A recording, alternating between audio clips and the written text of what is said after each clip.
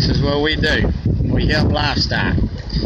We try to help people. The biggest deal is we help livestock. And Rowdy says, whatever you do, don't let your kids grow up to be cowboys.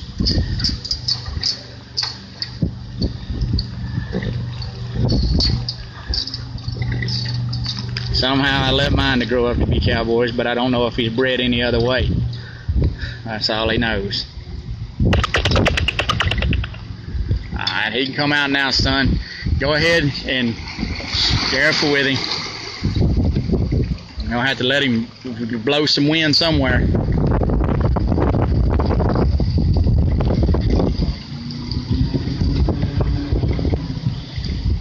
Alright, he's good looking enough if your gelding was a mare.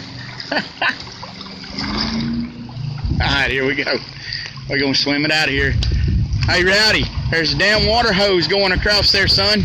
Don't get tangled in that water hose. I'd go back around the way we come. Yeah. Always being precautious. See a water hose running across over there. Don't want to get our horses tangled in it. Alright, here we go out.